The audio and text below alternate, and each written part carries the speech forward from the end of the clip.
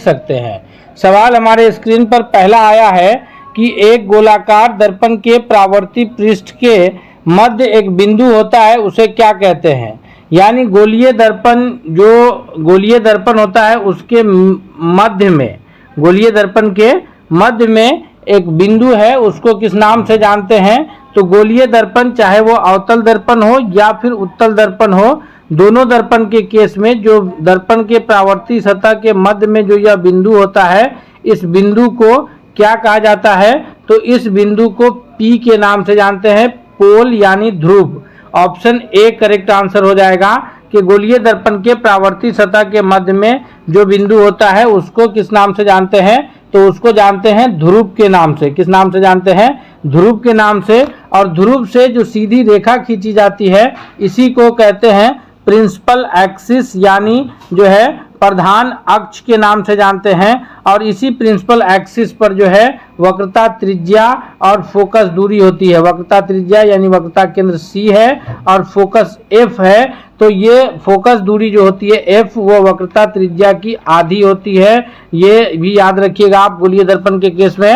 और इस प्रकार जो है यहाँ पर ये C, P और F ये सभी एक सीध में है, एक लाइन में है। अगले प्रश्न की ओर बढ़ते हैं। नेक्स्ट सवाल है हमारे स्क्रीन पर कि किसी चालक में विद्युत धारा उत्पन्न ऊष्मा को किस रूप में निरूपित करता है। किसी चालक में विद्युत धारा जो है द्वारा ऊष्मा जो उत्पन्न होता है, विद्युत धारा के द्वारा उत्पन्न ऊष्मा को किस रूप में निरूपित किया जाता है। यहाँ पर हीट के लिए पूछा जा रहा है कि हीट को किस रूप में निरूपित करेंगे। तो विद्युत धारा के लिए जो है IV इक्वल टू IR होता है। यहाँ पर voltage equal to current into resistance, यानी V इक्वल टू IR है। इसी फार्मूला से हम लोग निकालते हैं V इक्वल टू H, यानी ऊष्मा जो है वह होता है I स्क्वायर RT।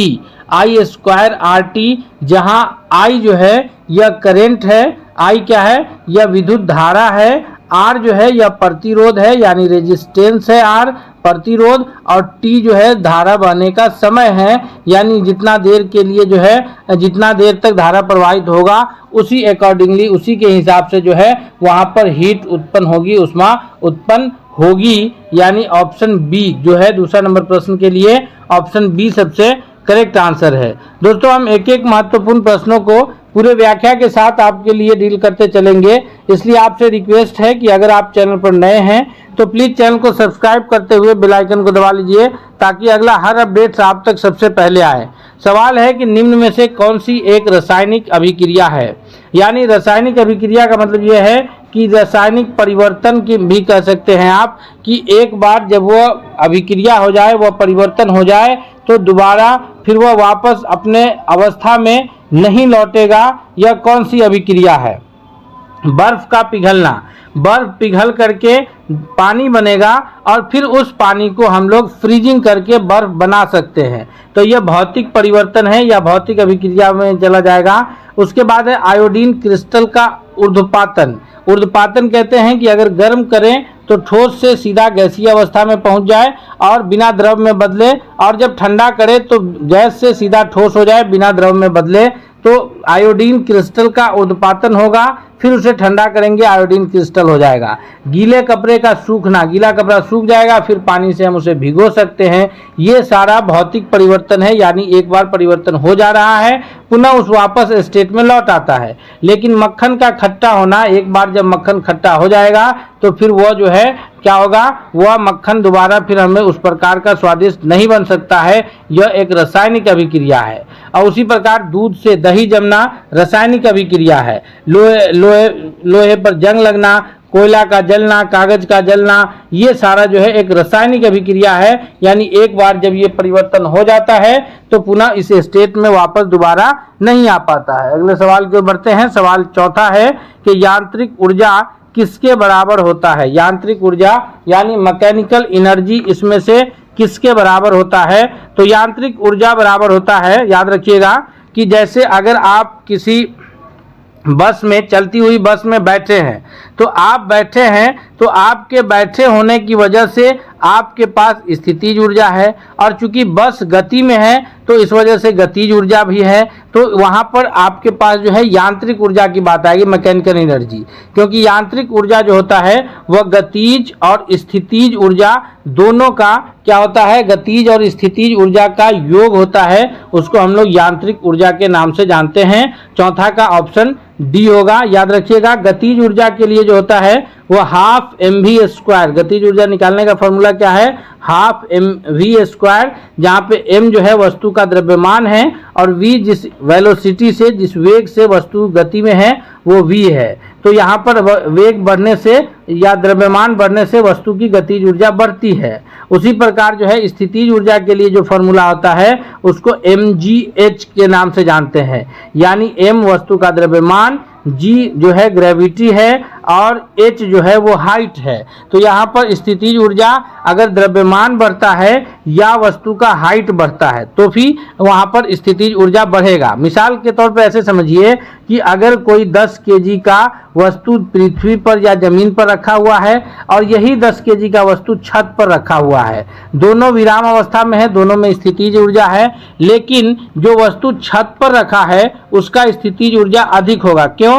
क्योंकि उसमें h का मान बढ़ जाएगा, और जो जमीन पर रखा हुआ वस्तु होगा उसका स्थितिज ऊर्जा कम होगा, क्योंकि h का मान उसका कम रहेगा। तो यांत्रिक ऊर्जा गतिज और स्थितिज ऊर्जा का योग है, और याद रखिएगा गतिज ऊर्जा का जो फॉर्मूला है वो हाफ mv² है और स्थितिज ऊर्जा के लिए mgh है। अगले प्रश्न की ओर बढ़ते हैं। नेक्स्ट सवाल है कि निम्न में से कौन सा घोल विद्युत का चालक नहीं है? विद्युत का चालक इसमें से कौन सा घोल नहीं है? सोडियम हाइड्रोक्साइड यानी NaOH का घोल जो है यह विद्युत का सुचालक होता है। एसिटिक अम्ल का जो घोल है यह भी विद्युत का सुचालक होता है। चाहे हाइड्रोक्लोरिक अम्ल या HCl का जो घोल है यह भी विद्युत का सुचालक होता है। तो जो विद्युत का सुचालक नहीं है वह है ग्लूकोज का घोल, यानी ऑप्शन बी 5वां नंबर प्रश्न का सबसे करेक्ट आंसर है। एक एक महत्वपूर्ण प्रश्न को हम कवर कर रहे हैं। आपसे रिक्वेस्ट है कि अगर चैनल पर नए हैं तो जरूर सब्सक्राइब कर लीजिए। इसी प्रकार के प्रश्न अक्सर बार बार पूछे जाते हैं परीक्षाओं में। सवाल है कि जब प्रकाश की किरण एक सघन माध्यम से विरल माध्यम में यात्रा करती है तो किस दिशा में मुड़ती है? ध्यान से पढ़िएगा प्रश्न को। कह रहा है कि जब प्रकाश की किरण एक सघन माध्यम से विरल माध्यम में यात्रा करती है तो वहां पर क्या होता है? जैसे सघन माध्यम की अगर हम बात करें कि प्रकाश की किरण अगर कांच से इधर हवा में प्रवेश करती है तो क्या होगा? तो जब प्रकाश की किरण सघन माध्यम से विरल में आएगी तो वहां पर क्या होगा कि वह प्रकाश की किरण अभिलंब से दूर और तेज गति से गमन करेगी, क्योंकि सघन माध्यम में प्रकाश की चाल कम हो जाती है, विरल माध्यम में प्रकाश की चाल बढ़ जाती है। और सघन माध्यम में जब प्रकाश की किरण इंटर करती है तो अभिलंब की ओर मुड़ती है, और विरल माध्यम में जब जाती है तो अभिलंब से दूर भागती है। यहाँ पर हम लोग कांच और हवा का उदाहरण लिए हैं। कांच से अगर यहाँ पर ये मान लीजिए कि जो है यह P जो है इसका परपेंडिकुलर है, अभिलंब है, और किरण जो है ये I किरण आ रही है, तो ये I किरण जो है यहाँ पर जब कांच से हवा में इंटर करती है, रिफ्रैक्टिव रे जो R बनती है, तो यह अभिलंब से दूर जाती है और जो है यह तेज गति में जाती है, क्योंकि इसका माध्यम विरल हो जाता है। इस प्रकार ऑप्शन बी करेक्ट आंसर हो जाएगा कि अभिलंब से दूर और गति बढ़ जाएगी। अभिलंब से दूर और गति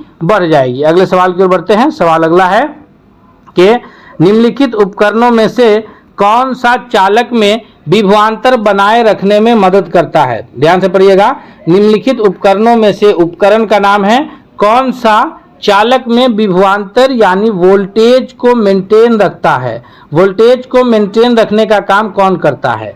ए मीटर से करंट की माप करते हैं। ध्यान से पढ़िएगा। ए मीटर से क्या करते हैं? करंट मापते हैं, विद्युत धारा की माप करते हैं। किसी भी सर्किट में विद्युत धारा मापना हो तो किससे मापेंगे? ए मीटर से। वोल्ट मीटर से वोल्टेज को किसी भी परिपथ में जो धारा है परिपथ में विभवांतर को मापने का काम क्या करेंगे? वो वोल्ट मीटर से मापेंगे। गैल्वेनोमीटर जो है इससे जो है ये गैल्वेनोमीटर से हम लोग जनरली प्रतिरोध को मापते हैं। और यहाँ पर क्योंकि सेल और बैटरी बचता है, सेल या बैटरी जो किसी भी परिपथ में या उपकरण में विभवांतर को बनाए रखने में मदद करता है। सवाल अगला है कि किसी वस्तु का विस्थापन हमेशा होता है। जी हाँ, वस्तु का विस्थापन, डिस्प्लेसमेंट, वस्तु का विस्थापन क्या होगा? तो विस्थापन को पहले समझिए कि अगर कोई ए से वस्तु बी तक की दूरी तय करती है, ए से बी तक की दूरी किधर से तय करती है? सी होकर के वो तय करती है, ऐसे तय करती है। तो ए से बी की जो न्यूनतम दूरी है यह विस्थापन कहलाता है। ये सी होकर के दूरी तय की, लेकिन जो न्यूनतम सबसे शॉर्टेस्ट डिस्टेंस बिटवीन 2 पॉइंट, दो बिंदु के बीच की जो सबसे न्यूनतम दूरी होती है वह विस्थापन कहलाता है। तो यहाँ पर ए से बी की दूरी क्या है? विस्थापन है। अगर विस्थापन की अगर हम बात करें तो कभी कभी केस में क्या होता है कि हम यहाँ से ए से चलना प्रारंभ किए और फिर घूमते हुए फिर कहाँ पहुँच गए? बिंदु ए पर ही पहुँच गए। तो ऐसे केस में यहाँ पर भी धनात्मक था, यहाँ पर हमारा जो है डिस्प्लेसमेंट वह शून्य हो जाता है, क्योंकि जो जिस पॉइंट से चलना शुरू करते हैं और जिस पॉइंट तक पहुंच जाते हैं दोनों पॉइंट एक ही हो जाता है, तो वहां पर विस्थापन क्या हो जाता है? शून्य हो जाता है। तो उसी प्रकार जो विस्थापन है वो ऋणात्मक भी होता है, शून्य भी होता है, धनात्मक भी होता है। तो यानी ऑप्शन डी करेक्ट आंसर हो जाएगा कि ये सभी केस ऐसा बनता है कि विस्थापन धनात्मक, ऋणात्मक और शून्य होता है। सवाल अगले की ओर बढ़ते हैं। सवाल 9वां है हमारे स्क्रीन पर कि प्राचीन काल के जानवरों, पौधों एवं अन्य जीवों के संरक्षित अवशेष या चिन्हों का अध्ययन विज्ञान क्या कहलाता है? जी हाँ, फिर से पढ़िएगा कि प्राचीन काल के जानवरों, पौधों एवं अन्य जीवों के संरक्षित अवशेष या चिन्हों का जो अध्ययन का विज्ञान है यह पैलियोंटोलॉजी कहलाता है। पैलियोंटोलॉजी यानी ऑप्शन सी के नाम से जाना जाएगा। एंथ्रोपोलॉजी है ऑप्शन ए में। एंथ्रोपोलॉजी में क्या है कि यह मानव के विकास, रीति रिवाज, इतिहास, परंपरा इत्यादि का अध्ययन बताता है। किसका? एंथ्रोपोलॉजी क्या बताता है? मानव का विकास, उसका रीति रिवाज, उसका इतिहास, उसका परंपरा, इसको बताता है कौन? एंथ्रोपोलॉजी। और आर्कियोलॉजी है, यह पुरातात्विक विज्ञान है। पुरातात्विक विज्ञान का मतलब यह है कि जैसे अवशेष के बारे में अगर अध्ययन करते हैं, जैसे सिंधु घाटी सभ्यता के अवशेष का जो अध्ययन हुआ तो वो आर्कियोलॉजी कहलाता है। आर्कियोलॉजिकल सर्वे ऑफ इंडिया जो है ASI, ये इंडिया का एक ये है मतलब संस्था है जो इसका अध्ययन करता है। अगले प्रश्न की ओर बढ़ते हैं। सवाल है कि ऑस्टियोपोरोसिस रोग किससे संबंधित है? हृदय, गुर्दा, फेफड़ा या फिर हड्डी? तो ऑस्टियोपोरोसिस जो है, ऑस्टो से ऑस्टियोपोरोसिस है, याद रखिएगा। ऑस्टो से जो रोग होता है वो जनरली विटामिन डी की कमी से होता है, और विटामिन डी की कमी से जो है हड्डी से संबंधित है। इसी विटामिन डी की कमी से जो बच्चों में रोग होता है उसको रिकेटस के नाम से जानते हैं, और जो वयस्क में जो रोग होता है उसको ऑस्टियोपोरोसिस के नाम से जानते हैं। विटामिन डी की कमी से वयस्कों में होने वाला रोग ऑस्टियोपोरोसिस कहलाता है। क्या कहलाता है? ऑस्टियोपोरोसिस कहलाता है। और बच्चा को होने वाला रोग रिकेटस कहलाता है। क्या कहलाता है? रिकेटस, याद रखिएगा। अगले प्रश्न की ओर बढ़ते हैं। सवाल अगला है 11वां है कि मानव में बैक्टीरिया के संक्रमण को रोकने का सबसे सरल इलाज क्या है? मानव में बैक्टीरिया के संक्रमण को रोकने का सबसे सरल इलाज क्या है? सबसे सरल इलाज है कि एंटीबायोटिक्स का इस्तेमाल किया जाए। और इसी वजह से जो रोग होते हैं तो डॉक्टर्स जो है दवा के साथ साथ जो एक दवा जोड़ता है एंटीबायोटिक्स, तो याद रखिएगा ये सबसे आसान इलाज है कि हम बैक्टीरिया को रोक सके एंटीबायोटिक्स का इस्तेमाल करके। सवाल अगला है कि अलैंगिक प्रजनन लैंगिक प्रजनन से भिन्न है। अलैंगिक प्रजनन लैंगिक प्रजनन से भिन्न है। दोस्तों, हम एक एक महत्वपूर्ण प्रश्नों को आपके लिए कवर कर रहे हैं, इसलिए आपसे सिर्फ रिक्वेस्ट है कि अगर आप हमारे चैनल पर नए हैं तो प्लीज चैनल को सब्सक्राइब कर लीजिए, बेल आइकन को प्रेस कीजिए ताकि अगला हर अपडेट्स आप तक पहुंचे। और अगर यह क्लास आपको पसंद आ रहा है, आपको इस क्लास से फायदा मिल रहा है, तो आप इसको वीडियो को लाइक करते हुए दोस्तों के बीच शेयर कीजिए ताकि सभी लोगों की तैयारी बेहतर हो सके। सवाल है कि अलैंगिक प्रजनन लैंगिक प्रजनन से भिन्न कैसे है? तो अलैंगिक प्रजनन लैंगिक प्रजनन से भिन्न है। क्यों भिन्न है? क्योंकि इसमें नए जीव जो है माता पिता के समान होते हैं। किसमें? लैंगिक प्रजनन में। नए जीव जनक माता पिता के समान होते हैं। अलैंगिक जनन और क्या है कि सामान्य कोशिका विभाजन होता है। किसमें? अलैंगिक जनन में क्या होता है? सामान्य कोशिका विभाजन के द्वारा अलैंगिक जनन होता है। अलैंगिक जनन में क्या होता है? सामान्य कोशिका विभाजन जो प्रोटिस्टा और मोनेरा जगत में होता है, और इसका विखंडन जैसे अमीबा के द्वारा होता है, मुकुलन के द्वारा होता है। ये इसमें डिफरेंस है। अगला है कि निम्न में से कौन बढ़ते भ्रूण के लिए पोषक उत्तक का कार्य करता है? जी हाँ, 13वां नंबर प्रश्न है कि निम्न में से कौन बढ़ते भ्रूण के लिए पोषक उत्तक का कार्य करता है? जी, निम्न में से कौन बढ़ते भ्रूण के लिए पोषक उत्तक का कार्य करता है? तो पोषक उत्तक का कार्य करता है कौन? एंडोस्पर्म्स। एंडोस्पर्म्स जो है यह भ्रूण में पोषक उत्तक का कार्य करता है। ऑप्शन सी करेक्ट आंसर है। सवाल अगला है कि एक पौधे के तने या जड़ का घेरा किस कारण बढ़ता है? जी हाँ, एक पौधे के तने या जड़ का घेरा किस कारण बढ़ता है? एक पौधे के तने या जड़ का घेरा जो है वो किस कारण बढ़ता है? तो यह है कि एक पौधे के जो तना या जड़ का जो घेरा है या लेटरल मेरिस्टेम के कारण, लेटरल मेरिस्टेम यानी ऑप्शन ए करेक्ट आंसर है। लेटरल मेरिस्टेम के कारण बढ़ता है। जब पौधा अवरोही भाग जो मूलांकुर में विकसित होता है, जड़ है, और जिबरेलिन्स हार्मोन पौधे को लंबा करने तथा फूल बनने में मदद करता है। याद रखिएगा। सवाल अगला है कि 15वां है, उत्तक के संबंध में कौन सा कथन सही है? जी हाँ, उत्तक के संबंध में कौन सा कथन सही है? ध्यान से पढ़ेंगे तीनों को हम लोग। कोशिका से उत्तक और उत्तकों से अंग का निर्माण होता है, सही है। छोटी छोटी कोशिका से मिलकर के उत्तक बनता है। जो एक तरह की कोशिका एक कार्य करने के लिए उत्तक बनाता है, और उत्तकों का समूह अंग बनाता है, और अंग का समूह अंगतंत्र बनता है, फिर उससे शरीर का निर्माण होता है। उत्तक शब्द का प्रयोग विचट ने किया, बिल्कुल सही है। और है कि वे कोशिकाएं जो मूल रूप से दिखने में और कार्य करने में समान होते हैं उत्तक कहलाती है। उत्तक का परिभाषा ही यही है कि समान रूप से एक कार्य को अंजाम देने के लिए जो कोशिकाओं का समूह होता है वो उत्तक कहलाता है। तो वे कोशिकाएं जो मूल रूप से दिखने में और कार्य करने में समान होती है उत्तक कहलाता है। यह उत्तक का परिभाषा है। इस प्रकार दोस्तों ऑप्शन ए करेक्ट आंसर है कि तीनों कथन सही है। तीनों कथन सही है। सवाल अगला है कि मानव शरीर के भीतर रक्त में से किसकी उपस्थिति के कारण नहीं जमता? मानव शरीर के भीतर रक्त किसकी उपस्थिति के कारण नहीं जमता है? बाहर निकलने पर वही रक्त थक्का बन जाता है, जबकि जो है ये शरीर में वह रक्त नहीं जमता है। क्यों? किसकी उपस्थिति के कारण?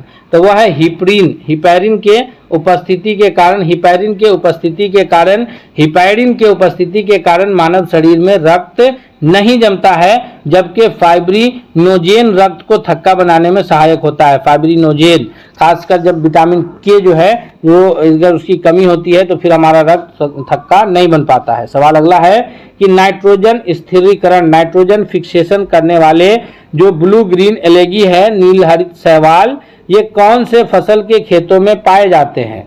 नीले हरित शैवाल जो नाइट्रोजन फिक्सेशन का काम करता है यह किस में पाया जाता है? किस खेत में? धान, गेहूं, मक्का।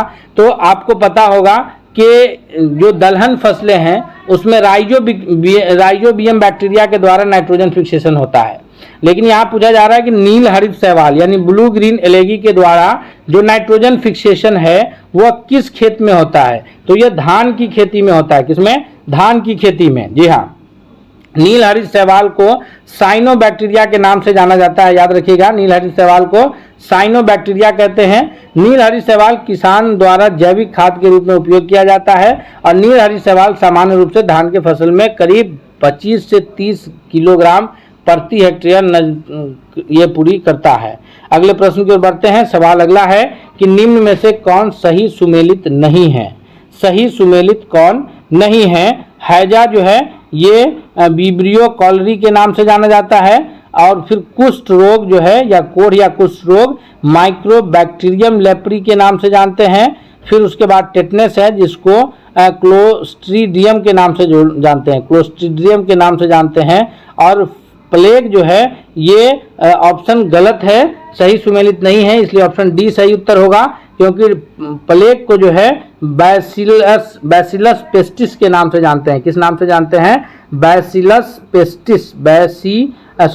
बैसिलस पेस्टिस किस नाम से जानते हैं? Bacillus pestis. बैसिलस पेस्टिस के नाम से जानते हैं। और काली खांसी की अगर रहे तो उसको होमोफिलस प्रोटिस के नाम से जानते हैं। होमोफिलस ये होमोफिलस जो प्रोटिसिस है, होमोफिलस प्रोटोसिस, इसको काली खांसी को जानते हैं। किसको जानते हैं? काली खांसी को, याद रखिएगा।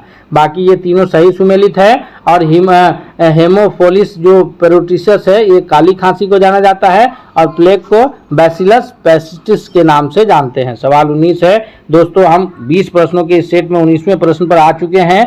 हम सारे प्रश्न आपके लिए बहुत ही इंपॉर्टेंट प्रश्नों को कवर किए हैं, इसलिए आपसे रिक्वेस्ट है कि चैनल पर नए हैं तो जरूर सब्सक्राइब कीजिए और बेल आइकन को प्रेस कीजिए ताकि अगला हर अपडेट्स आप तक सबसे पहले पहुंचे। सवाल है कि इलेक्ट्रॉन के तरंग की प्रकृति जो है यह किसने खोज किया था? इलेक्ट्रॉन के तरंग की प्रकृति का खोज ऑप्शन ए डी ब्रॉली के द्वारा किया गया था। डी ब्रॉली यानी डॉक्टर ब्रॉली के द्वारा किया गया था।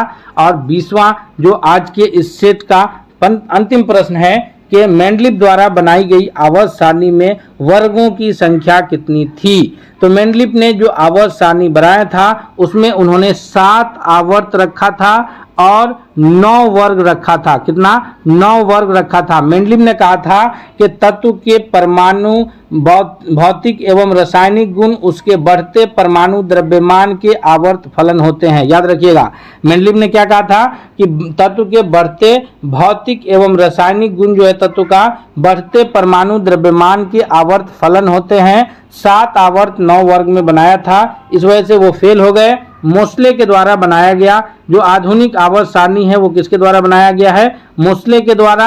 इन्होंने 7 आवर्त और 18 वर्ग रखा है, जिसमें जो 18वां वर्ग है यह अंतिम है। जो इसमें जो है 18वां वर्ग जो है अंतिम वर्ग, इसमें निष्क्रिय गैस को इन्होंने रखा है। और मोस्ले ने बताया कि तत्व के भौतिक एवं रासायनिक गुण उसके बढ़ते परमाणु संख्या के आवर्त फलन होते हैं। सिर्फ द्रव्यमान और संख्या में अंतर था, इसलिए मेंडलीव फेल हो गए और मोस्ले का आवर्त सारणी अभी प्रभावशाली है। दोस्तों 20 महत्वपूर्ण प्रश्नों को अभी कवर किए हैं जो आपके परीक्षा की दृष्टि से बहुत लाभकारी होगा। इसलिए आपसे चलते चलते रिक्वेस्ट है कि चैनल पर नए हैं तो सब्सक्राइब कीजिए, बेल आइकन को प्रेस कीजिए। मिलते हैं अगले सेट के साथ, तब तक के लिए बहुत बहुत धन्यवाद।